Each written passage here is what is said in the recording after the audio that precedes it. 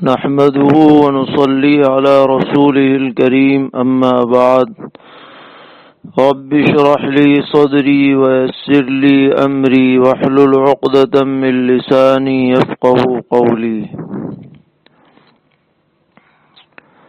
دینی رہنمائی کی 32ویں مجلس میں تمام سامعین کی خدمت میں السلام علیکم ورحمۃ اللہ وبرکاتہ۔ اس مجلس میں خاص طور پر سورج گرہن سے متعلق کچھ سوال و جواب پیش کیے جائیں گے۔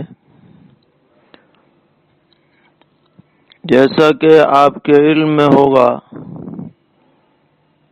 کہ کل 28 شوال 1441 اور 21 جون 2020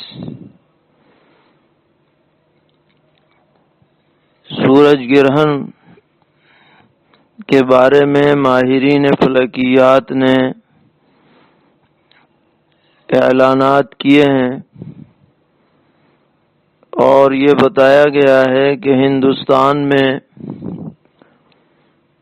تقریباً 10 بجے سے لے کر 3 بجے تک تھوڑے بہت فرق کے ساتھ پورے ملک میں یہ سورج گرہن دیکھا جائے گا اور کافی لمبے عرصے تک یہ گرہن جاری رہے گا، جس میں یہ بھی کہا جا رہا ہے کہ درمیانی وقت میں پورا سورج تقریباً چھپ جائے گا۔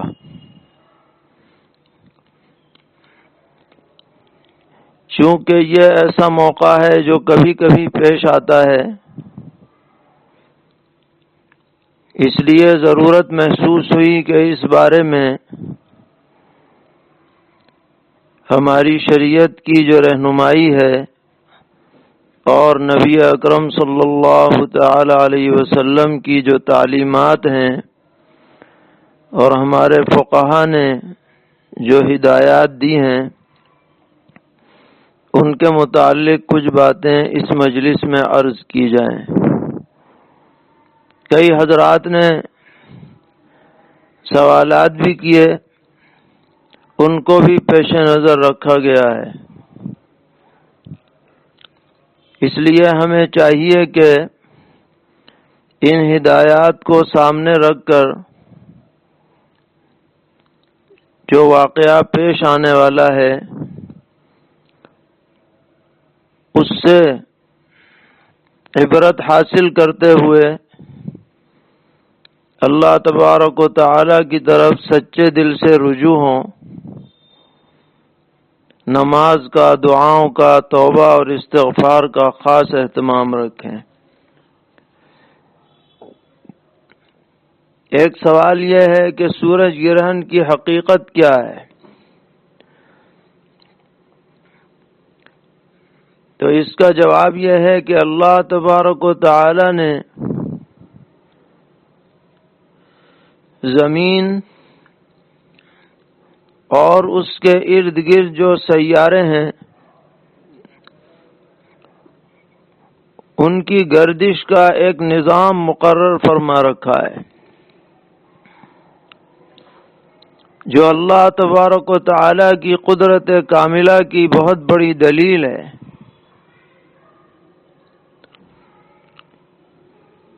زمین کے ارد گرد جو سیارہ سب سے قریب تر ہے وہ چاند ہے۔ جب یہ چاند سورج اور زمین کے درمیان میں آ جاتا ہے تو جو سورج کی روشنی زمین پر پڑنے والی ہوتی ہے اس میں یہ رکاوٹ بن جاتا ہے، اور اس درمیان میں جو گرہن لگتا ہے یہ دراصل چاند کا سایہ ہے جو زمین پر پڑتا ہے، جو سورج کی روشنی کو روک لیتا ہے۔ تو یہ اللہ تبارک و تعالی کے مقررہ نظام کا ایک حصہ ہے۔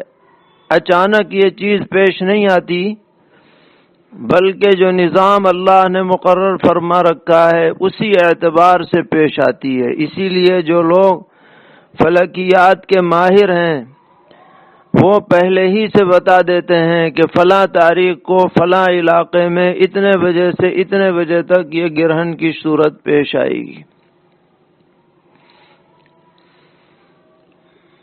ایک سوال یہ ہے کہ یہ کیوں ہوتا ہے سورج گرہن؟ اس میں راز کیا ہے؟ تو یہ دراصل اللہ تبارک و تعالی اپنی قدرت دکھلاتے ہیں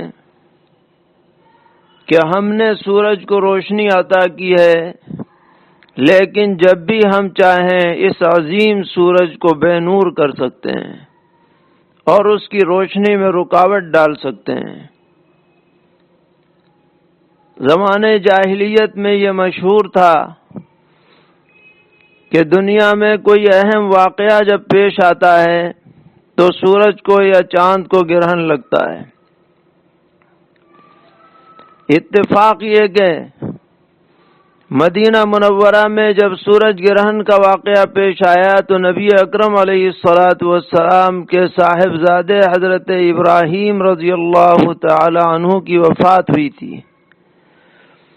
تو لوگوں کے ذہن میں یہ بات آئی کہ شاید ان کی وفات کے حادثے کی وجہ سے یہ سورج کو گرہن لگا ہے۔ تو جناب رسول اللہ صلی اللہ تعالی علیہ وسلم نے اس غلط تصور کو ختم فرماتے ہوئے صحابہ کرام رضی اللہ تعالی عنہم سے یہ بات ارشاد فرمائی کہ ان الشمس والقمر لا ينكسفان لموت احد ولا لحياته فاذا رايتم فصلوا وادعوا الله۔ یہ بخاری شریف وغیرہ کی روایت ہے، جس کا ترجمہ یہ ہے کہ یہ چاند اور سورج کسی کی وفات یا کسی کی زندگی کی وجہ سے بے نور نہیں ہوتے، بلکہ یہ اللہ تعالی کی قدرت کا مظاہرہ ہوتا ہے، اس کے حکم کی تعمیل ہوتی ہے۔ لہذا جب تم ایسا حادثہ دیکھو تو تم نماز پڑھو اور اللہ تبارک و تعالی سے دعا کیا کرو، توبہ استغفار کرو، یعنی رجوع الی اللہ کرو۔ ایک سوال یہ ہے کہ ایک جوتشی نے دعویٰ کیا ہے کہ 21 جون کو سورج گرہن کے بعد کورونا وائرس دنیا سے بالکل ختم ہو جائے گا۔ اس دعوے کی کیا حقیقت ہے؟ تو جیسا کہ ہم نے ابھی آپ کے سامنے حدیث پڑھی، اس سے اس دعوے کی بھی تردید ہو جاتی ہے کہ دنیا میں پیش آنے والے کسی بھی واقعے سے سورج یا چاند گرہن کا کوئی تعلق نہیں ہے۔ کوئی وبا پھیلے یا رہے، باقی ہو یا ختم ہو جائے، اس کا سورج گرہن سے کوئی لینا دینا نہیں ہے۔ یہ دعویٰ بالکل من گھڑت ہے۔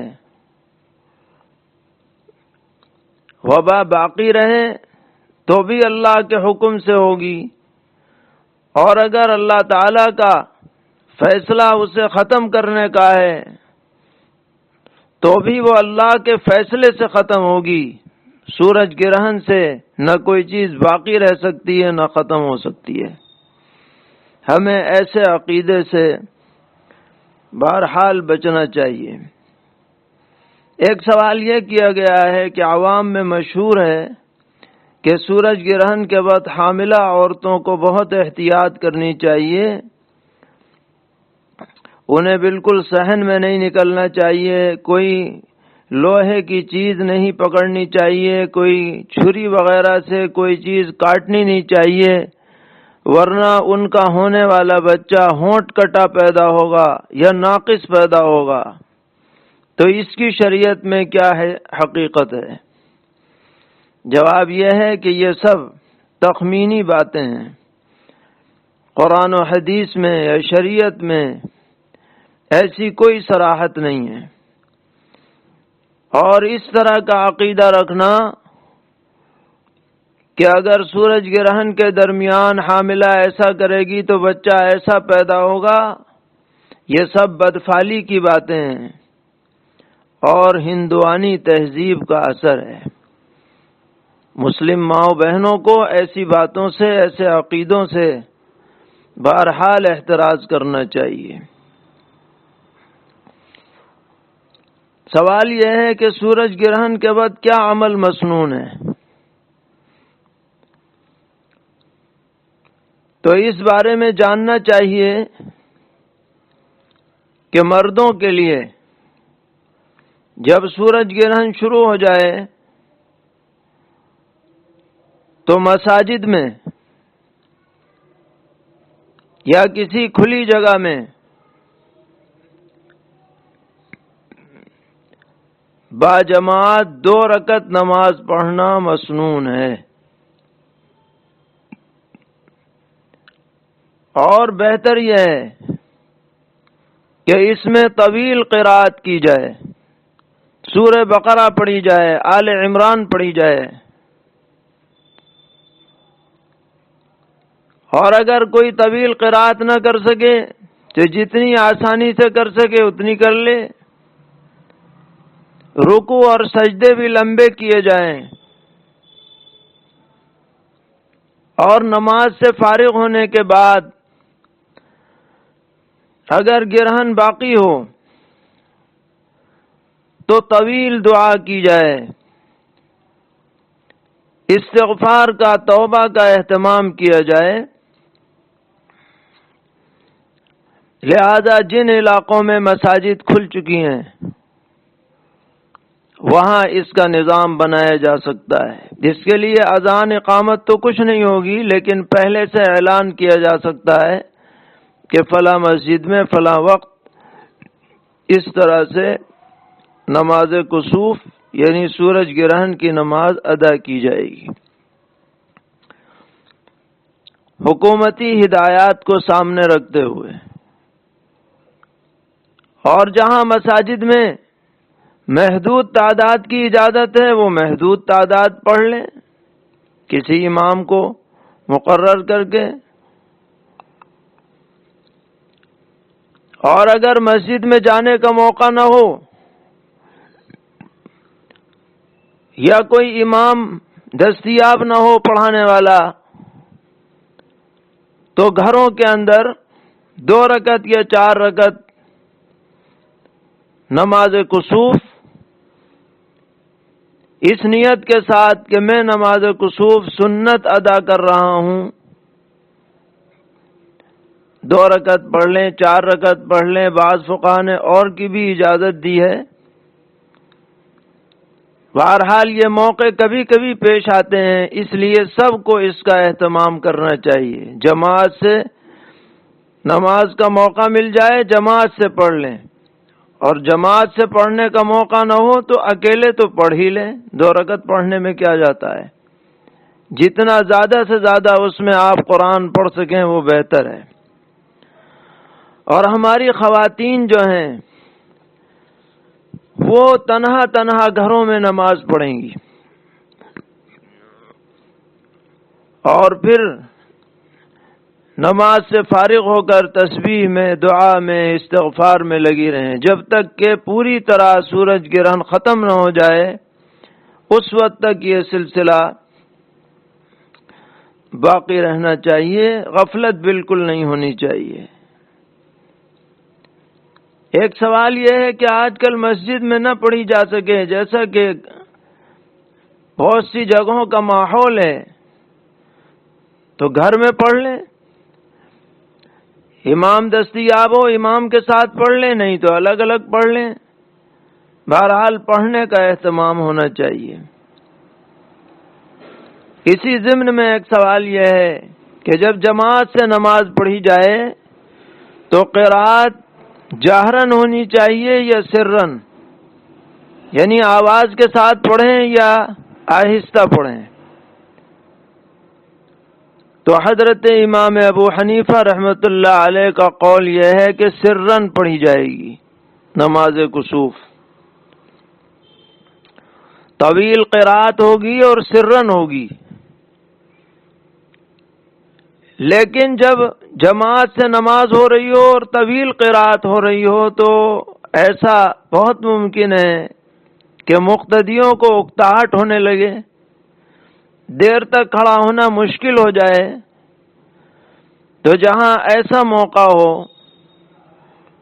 تو حضرت امام ابو یوسف رحمۃ اللہ علیہ کے قول کے اعتبار سے جہرن پڑھنے کی بھی گنجائش ہے، جہری قرات بھی ہو سکتی ہے. اس میں خشوع و خضوع اور دل جمی زیادہ محسوس ہوتی ہے. سوال یہ ہے کہ یہ جو نماز پڑھی جائے گی نماز کسوف، یہ عام نمازوں کی طرح پڑھی جائے گی یا اس میں کوئی فرق ہے؟ تو احناف کے نزدیک نماز کسوف بعینی ہی اسی طرح پڑھی جائے گی جیسے کہ فجر کی نماز پڑھی جاتی ہے. دیگر بعض ائمہ کے نزدیک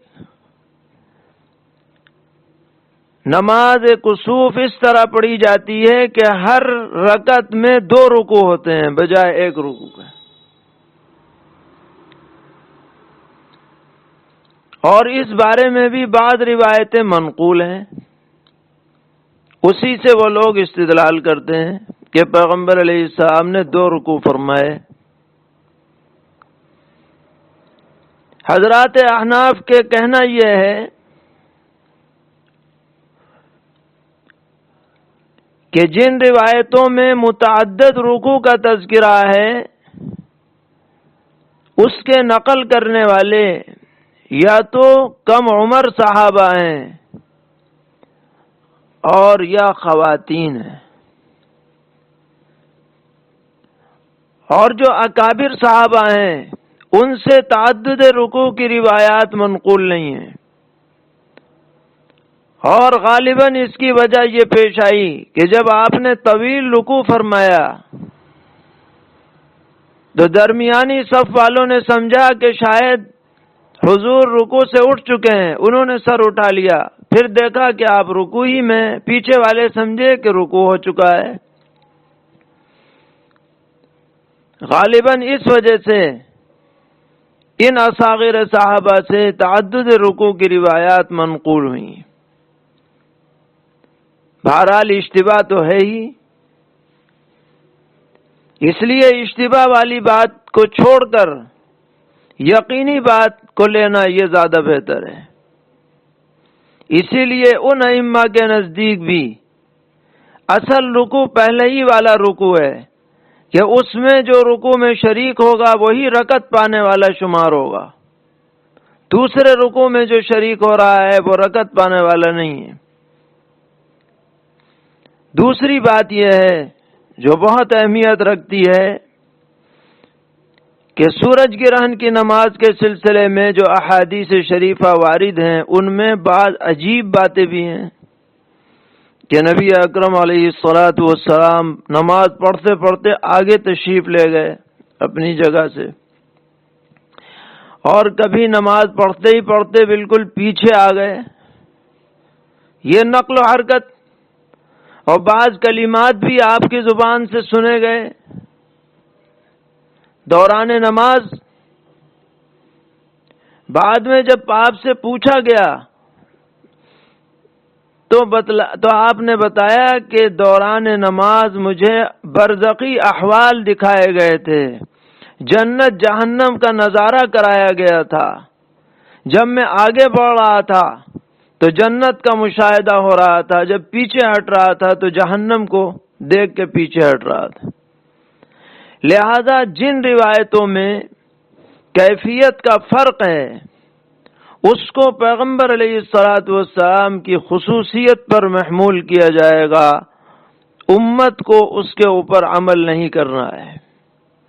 امت کو عمل انہی روایات پر کرنا زیادہ بہتر ہے، مناسب ہے، جو عام اصول اور دستور کے مطابق نمازوں کے موافق ہیں۔ اس لیے احناف کی رائے دلائل کی روشنی میں یہی ہے کہ یہ نماز کسوف 2 رکعت یا 4 رکعت عام نمازوں کی طرح پڑھی جائے گی، اس میں کوئی الگ سے تخصیص نہیں ہے۔ ایک سوال یہ بھی ہے کہ سورج گرہن کے بیچ میں اگر مکروہ وقت آ جائے تو پھر نماز کیسے پڑھی جائے گی؟ جواب یہ ہے کہ مکروہ وقت سے پہلے پڑھیں یا مکروہ وقت گزرنے کے بعد پڑھیں، مکروہ وقت کے درمیان میں یہ نماز پڑھنا درست نہیں ہے، کیونکہ یہ نفلی نماز ہے، سنت نماز ہے، اور ویسے بھی کوئی نماز زوال کے وقت میں پڑھنی درست نہیں، جیسا کہ کل بتلایا جا رہا ہے کہ زوال کے دوران بھی گرہن جاری رہے گا، اس لیے ہر علاقے کے لوگ اپنی اپنی جگہ جنتری دیکھ کر معلوم کر لیں کہ زوال کا وقت کب شروع ہو رہا ہے، اس سے پہلے پہلے اپنی نماز ختم کر لیں تو بہتر ہے، پھر بعد میں پڑھنی ہو تو بعد میں پڑھیں۔ ایک سوال یہ ہے کہ اگر کسی جگہ بادل کی وجہ سے گرہن نظر نہ آ سکے لیکن گرہن کا اعلان ہو چکا ہو تو نماز کسوف پڑھی جائے گی یا نہیں پڑھی جائے گی؟ تو جواب یہ ہے کہ فقہا نے لکھا ہے کہ ایسی حالت میں بھی نماز کسوف پڑھی جائے گی جبکہ یقین ہو کہ کسوف ہو رہا ہے۔ بہرحال اللہ تبارک و تعالی ہم سب کو اس سنت کی ادائیگی کی توفیق عطا فرمائے، اپنے عذاب سے، اپنے غضب سے، اپنی ناراضگی سے ہم سب کی اور پوری امت کی حفاظت فرمائے، اور اس وقت جو پورے عالم میں وبا پھیلی ہوئی ہے، اللہ تعالیٰ اپنے فضل و کرم اور اپنی رحمت سے اس وبا سے اور دیگر فتنوں سے ہم سب کی حفاظت فرمائیں۔ وصلی اللہ تعالی علی خیر خلقہ محمد وآلہ وصحبہ اجمعین برحمتک یا ارحم الراحمین۔